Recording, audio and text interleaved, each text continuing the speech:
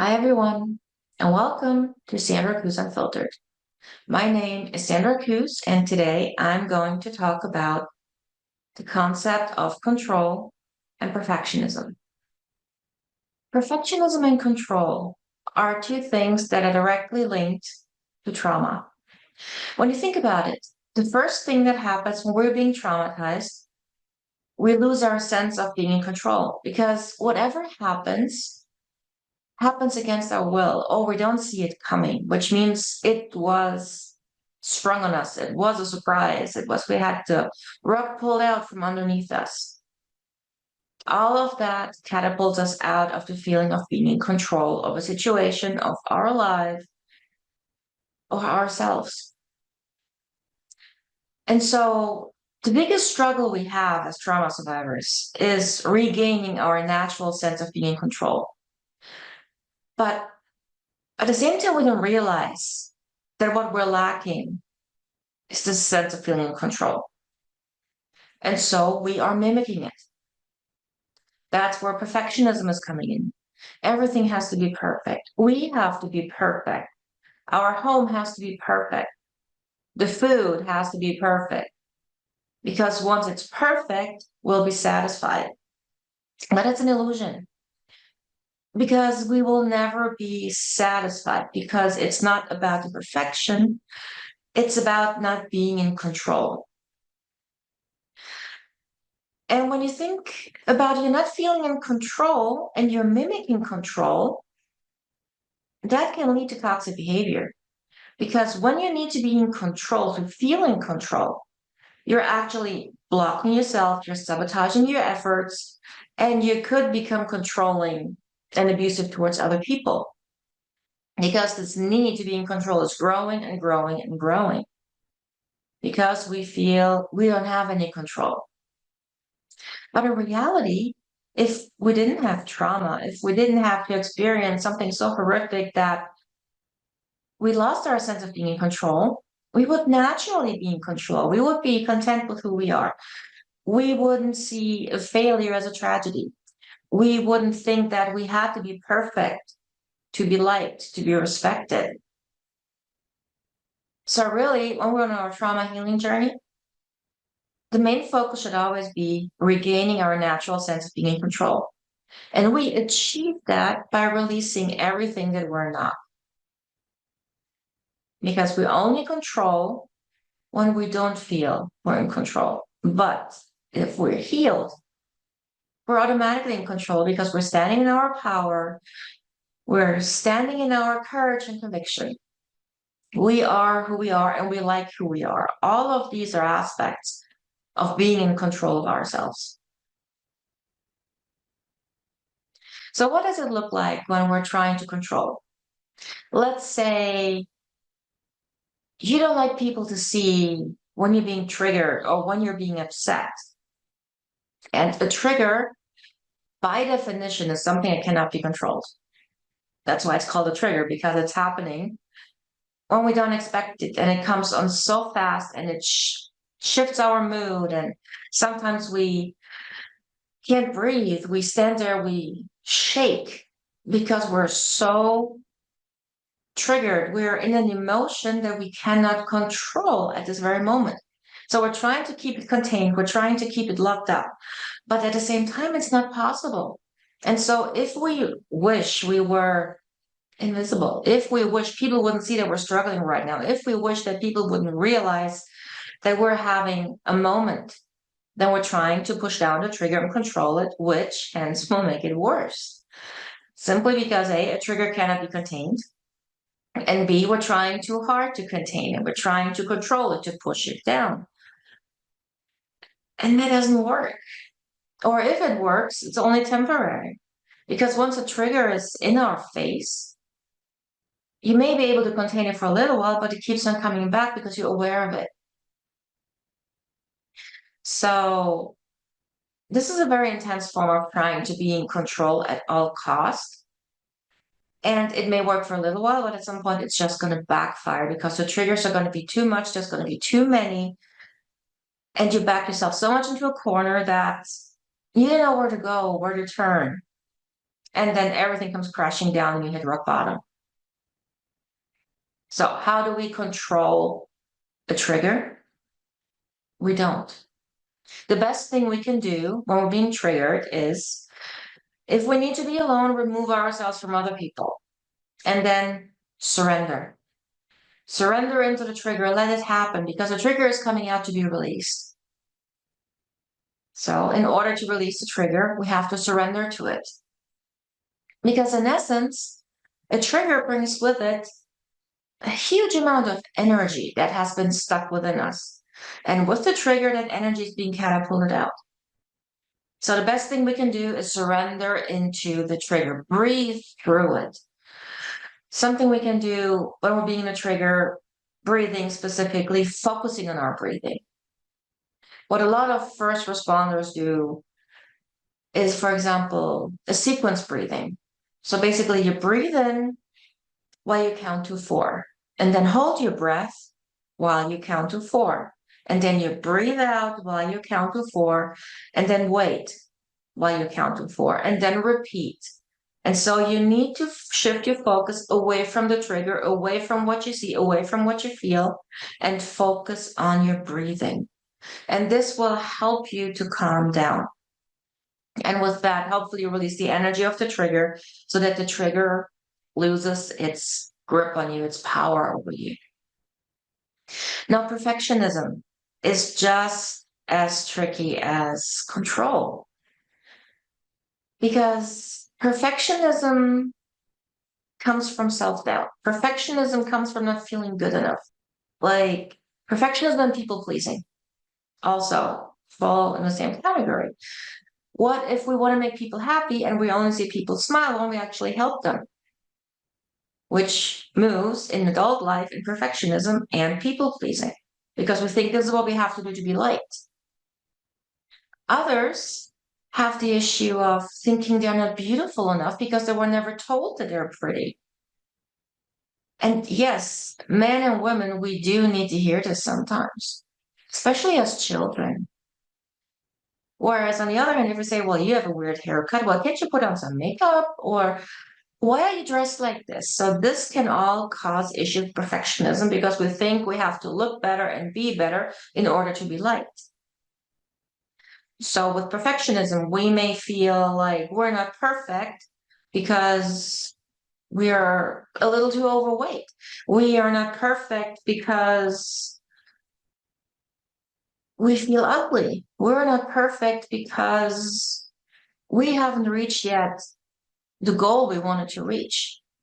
We're not perfect simply because we're not perfect and we don't feel perfect. So this is a self-esteem issue. This is self-doubt issue. This is self-love issue. And with that, we have to work on ourselves just as with control, because being perfect is a state of mind. As long as you strive to be perfect, you will never reach it. Well, once you're content with who you are, you will realize you have been perfect all along because perfection doesn't exist. Perfection is what we perceive as perfect, but someone else may perceive the same thing as completely flawed. So there is no scale to what perfection really is. So it means in order to release perfection, we need to work towards being content with who we are, no matter when, no matter why, no matter how. And once you know who you are and you start loving yourself, you release everything, every doubt and every trigger that causes perfection issues, and you love yourself unconditionally. You don't see a failure like a tragedy. You see it like a bump in the road, and then you get up and try again. You start to release perfectionism, the need to be perfect, because the need to be perfect also blocks you. You cannot be free and yourself when you're constantly worrying about being perfect. And then ask yourself, who are you being perfect for? Because all those limiting beliefs that we have are about other people. I'm not perfect, so he's not going to like me. I'm not perfect, so I'm not going out today. I'm going to stay inside. I'm going to lock myself away so no one can see me. Perfection is about what other people may think, how other people may judge us. But other people only see their version of us. Just imagine you were successful and you're dating someone who is still on their way to success and they haven't understood that the amount of work you put in equals the success that comes out. So they may be jealous of your success because it looks so easy, not realizing that you actually have worked really hard to get there. And so they're rather judging and being upset that they don't have what you have than really doing the work.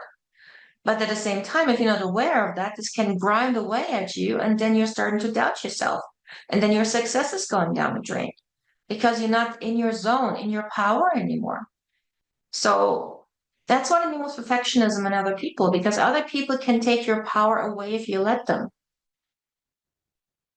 Control and perfectionism are two things we need to release in order to get to where we want to go.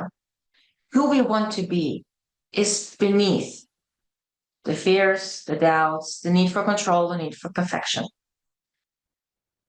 Once you start your trauma healing journey, you will realize how you gradually become who you are simply by releasing everything that you're not.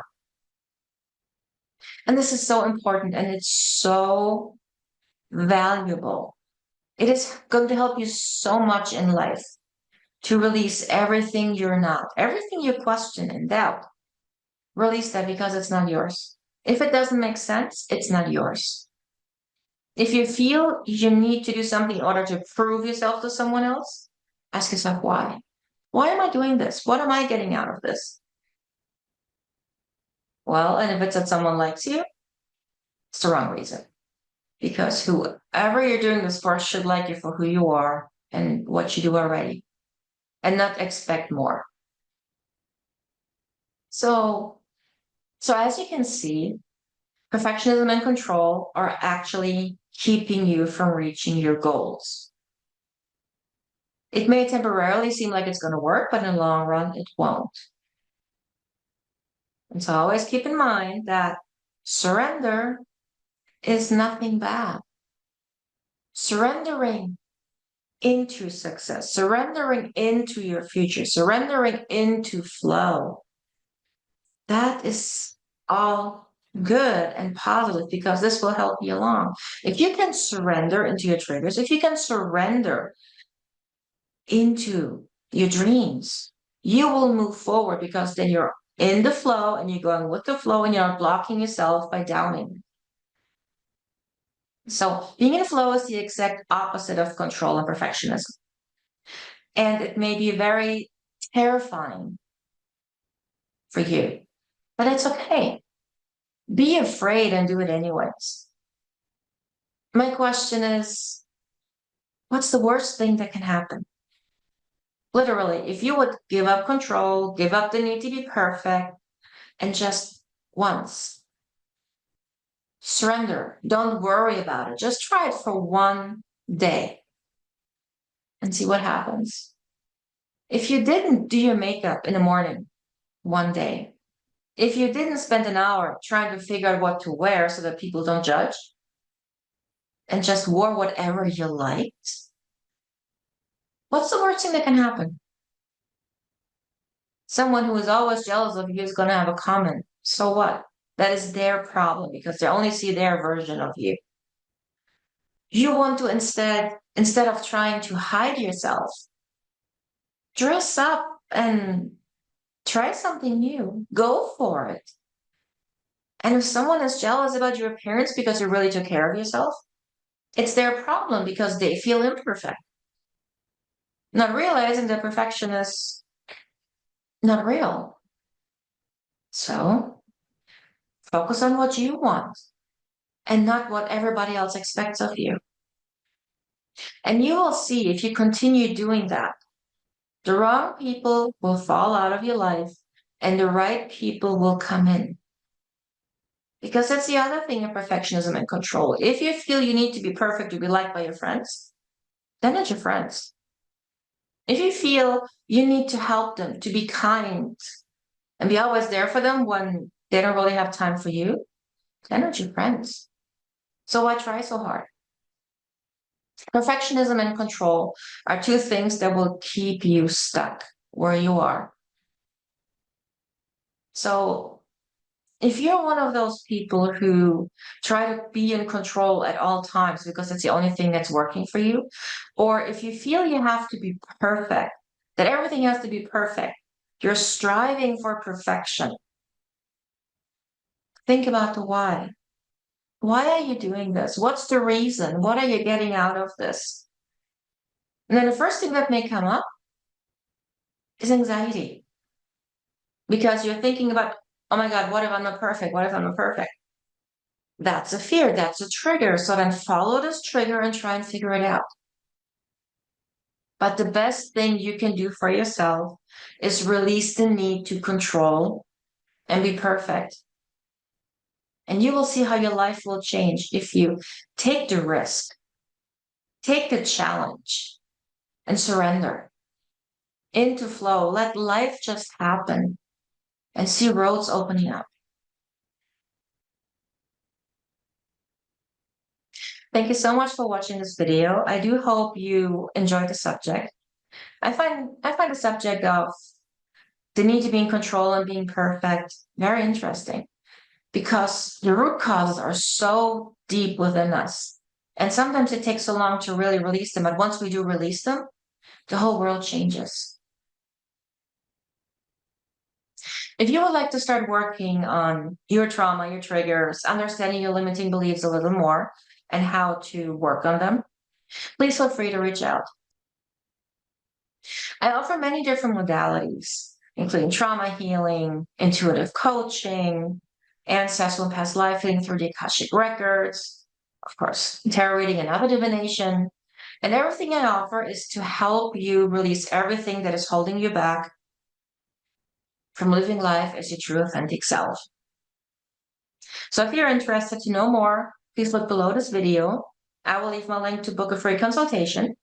And I will also leave the link to all the modalities that I offer so you get a better idea of how to work with me. Thank you so much for watching. Please like, share, and subscribe to my channel. And always remember, trauma is not a life sentence. You have the power to heal. Bye.